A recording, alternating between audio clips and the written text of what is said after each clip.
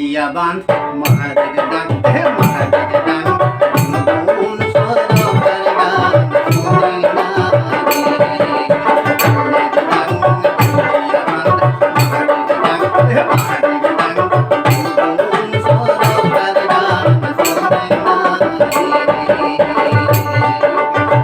নমস্কাৰ ইউনিভাৰ্চেল নিউজৰ প্ৰতিগৰাকী দৰ্শকক মই বিশ্বজিৎ নাথে আমাৰ নিয়মীয়া শিতান কথাৰ মহললৈ আদৰণি জনাইছোঁ।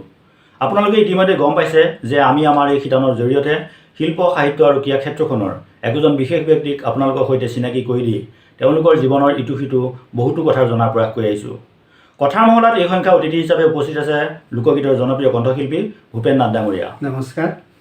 গ্লেমাৰ সৰ্বোচ্চ ধামখুমীয়া টুটি মাৰি নগৈ একাগ্ৰচিত্তে সংগীতৰ চৰ্চা কৰি অহা ভূপেন নাথে ইতিমধ্যে কণ্ঠ নিগৰাইছে শ্ৰী মধুসূদন নামৰ লোকগীতৰ শ্ৰব্য কেছেটত।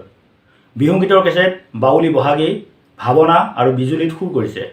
জম্পুৰীত হাংগামা নামৰ ভিচিডি ছবিখনত সংগীত পৰিচালক আৰু হিয়াত মাথো তুমি নামৰ ভিচিডি ছবিখনত যুটীয়া সংগীত পৰিচালক হিচাপে কাম কৰা ভূপেন নাথে কেইবাটাও ভ্ৰাম্যমাণ নাট্যদলত সংগীত পৰিচালক হিচাপে কাম কৰিছে। ইয়াৰ ভিতৰত চিত্ৰলেখা আৰু ভাগ্যশ্ৰী থিয়েটাৰ অন্যতম। গুৱাহাটী দূৰদৰ্শন কেন্দ্ৰ আৰু তেজপুৰ ৰেডিঅ'ৰ নিয়মীয়া শিল্পী নাথ ডাঙৰীয়াই 1992 চনত ডিমাপুৰত অনুষ্ঠিত হোৱা নৰ্থ ইষ্ট জোন কালচাৰতো অংশগ্ৰহণ কৰিছিল।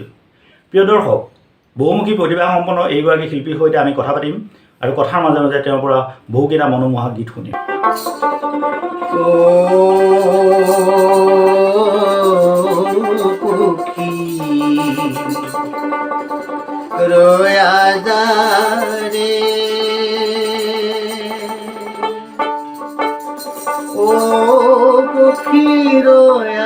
যা রে পক্ষী রয়া যা রে আমার শীতর কথা কয়া যায় রে পক্ষী রয়া যা রে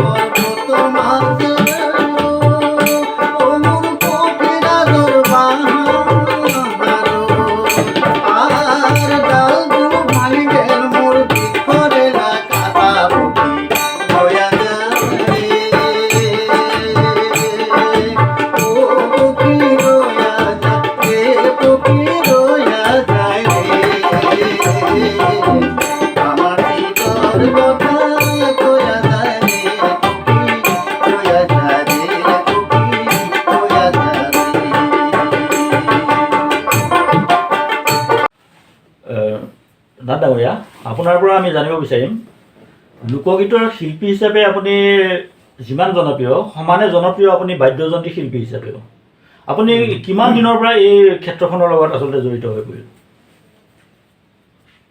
মই 2 বছৰ 3 বছৰমানৰ পিছৰ পৰাই এই ঢোলৰ তাৰপিছত খোল পাছত গীতৰ ফালে ঢাপলি মাৰিছোঁ।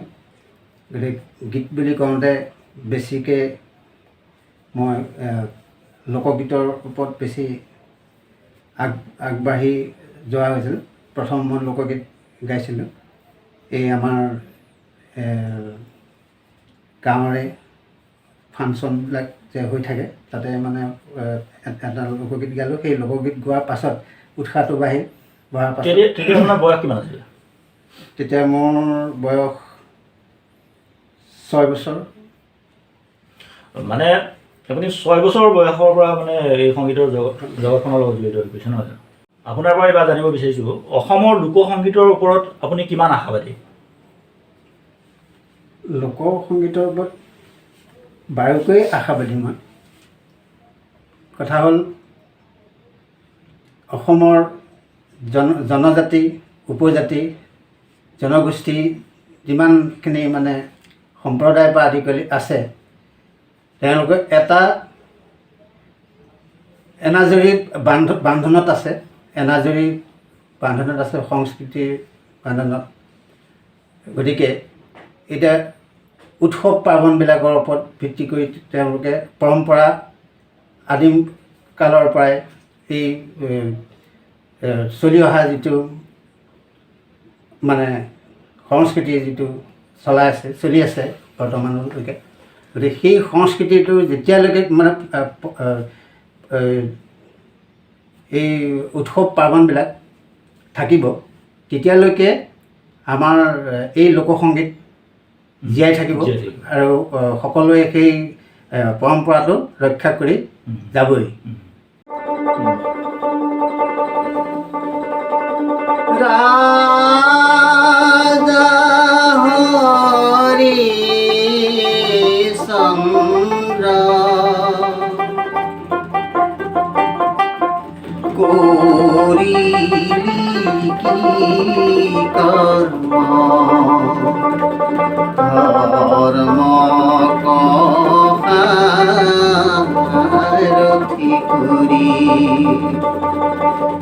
ব্ৰাহ্মণৰ ঘৰে ৰাখি কাম কৰে অতি হয় বাপতে হৰি হৰি চন্দ্ৰ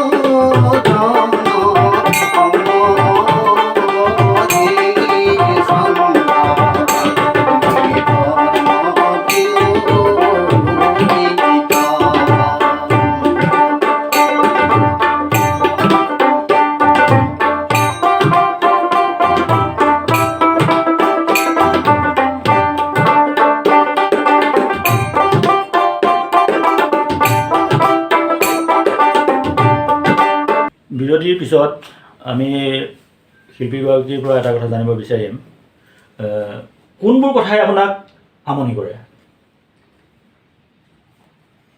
উগ্ৰতা, অহংকাৰ, এইবিলাকে মানে মোক বেছিকৈ আমনি কৰে। আৰু লগতে এই সংগীতৰ ক্ষেত্ৰখনত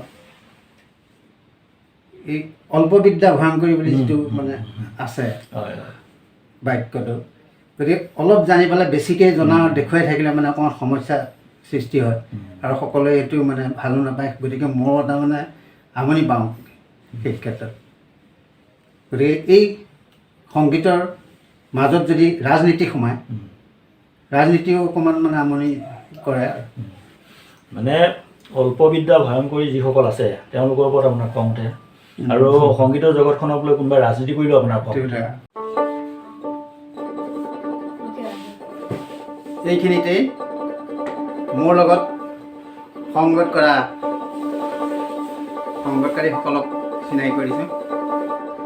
মোৰ বাইদেউ ট্ৰেক্টৰ বজাইছে দীপ্তি দেৱী, লগতে মোৰ গাঁৱৰে ভাইটি অমৰ কোচ, তেওঁ ঢোলক তবলা ডগৰ তেওঁ বজাইছে, আৰু মোৰ ছোৱালী ভাইলিনা শিৱম তাল বজাইছে। ভোজৰে পা মোৰ মন আৰাধ্য গোবিন্দ, কিসেন্ত হতে যি মোৰ পদয়ৰ বৃন্দ, ভজৰে পা মোৰ মন আৰাধ্য গোবিন্দ, ভজৰে পা মোৰ মন আৰাধ্য গোবিন্দ।